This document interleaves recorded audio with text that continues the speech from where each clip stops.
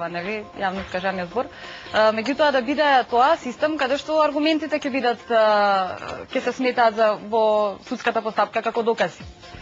Ако сакаш сега од моето искуство да ти кажам, во образложението на пресудата, значи јас што бев најмногу шокирана, доставив документ, да речеме дека еден документ дека сум се повикала на Весникот вечер. Во судијата вика не може да се повикува на други медиуми. Значи тоа не е можно, ние секој ден во нашата работа се повикуваме на друг медиум, нели си го кажуваш дека од таму и таму ти информацијата.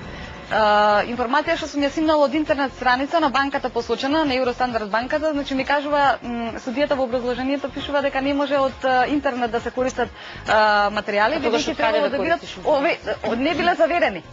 Сакам да кажам дека апсурдна ситуација, во апсурдна ситуација се доведовме и затоа мојот уредник кажа дека ние точно треба да одговараме, меѓутоа да има една постапка или веројатно судијата се судел според закони, тогаш законите не дозволуваат јавно информирање. Дали после ова приказна со тебе ти се чувствуваш исплашено како човечко битие, те прашувам?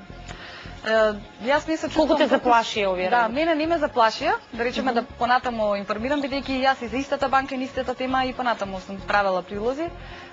Туку лично, значи почувствував разочарување во системот, бидејќи јас сметав дека ние новинарите треба да ја кажуваме вистината, секако нели кај нас како што кажуваш дека треба да се средат некои работи во нашите редови, меѓутоа тој што си одбрал честно да си ја врши професијата и што сака да си ја врши, значи се обидува да допре вистината до јавноста, значи и тука испаѓа дека одредени притисоци од моќници, од бизнисмени успеваат тоа на крајот, бидејќи судската пресуда беше таква како што беше, значи јас на крајот, значи не се работи само за притисок по телефон, симни го прилогот или него, на крај буквално се казни затворски завршуваат, а нашите докази не беа земени предвид.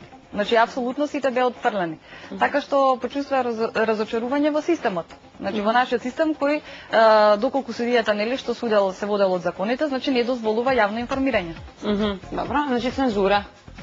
Системот не дозволува, според тоа што го прочитав ја во образложението. Да повелам. Ја да искоментирам.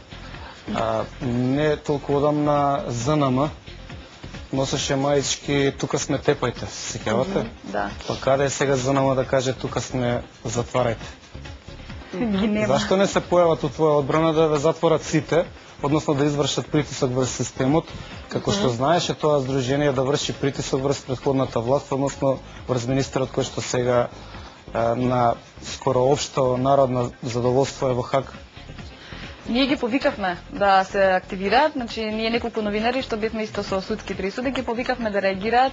Меѓутоа на тоа остана само на нашиот апел. Мислам колку што до сега гледам, не се. Ова само малку како прилог на целава ситуација. Филип, ти си релативно млад политичар и сега си на функција си директор на библиотека. Барем неколку години наназад беше на удар на новинарите. Постојано насловните печатени медиуми беа исполнети со твоето име и тоа што ти си правил. Како ти го доживеа тој, како е твоето искуство со новинарите? Еве сега имаш еден новинар спроти тебе. Како ти ги доживуваш новинарите? Како ги